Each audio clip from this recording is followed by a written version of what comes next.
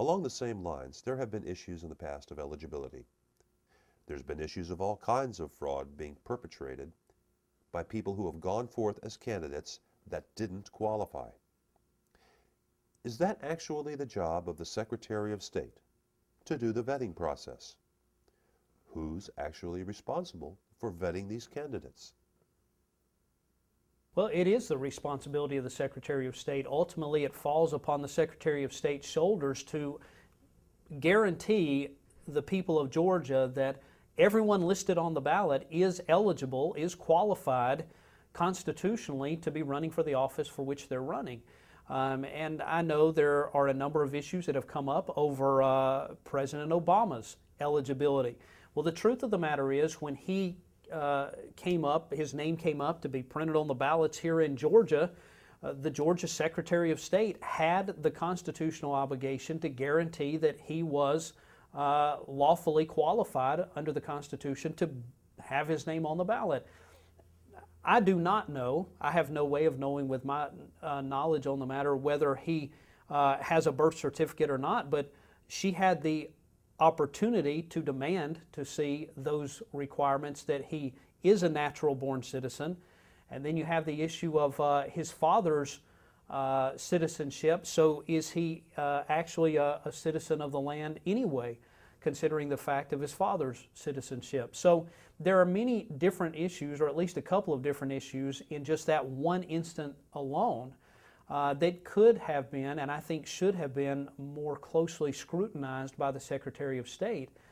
And that is the Secretary of State's obligation. So I'm very disappointed that our Secretary of State did not do a better job in vetting the candidates in the past presidential election, but that's just one example, and I think it just shows us the importance of that office and that responsibility. Well, along those lines, the thing that everybody really wants to know about is ultimate responsibility. On whose shoulders does it finally rest to make sure that our elected officials do as they are chartered to do, as they are contracted to do by virtue of their oath of office? They have a contract with the people. What happens when they break that contract by not performing their duty? What redress do the people have? Well, there are several recourses that the people have when elected officials do not do their patriotic and constitutional job.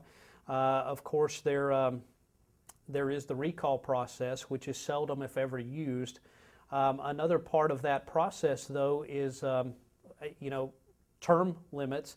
I have to tell you that I have in the past not been a fan of term limits, because I'm one of those who always said, well, the ballot box is the term limit here in America, and if people do not like what they have, they should go vote someone else into the office.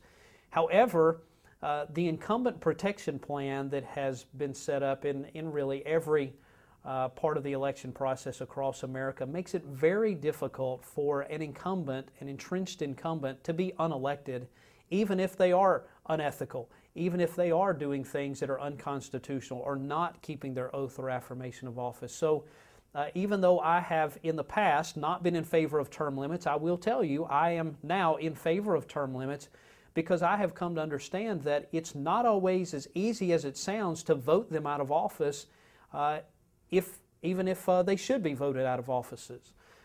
So I am in favor of term limits. I'll also agree. I know some of your viewers have brought up the concept of grand juries, both the traditional grand jury that we're familiar with in our county courts. I know there's a move across America to initiate citizen grand juries of a different sort that would actually call into question other constitutional officers, both at the state and national level. And I think anytime we can get citizens involved in the process, then we're simply returning power back to where our founding fathers intended it to be in the first place.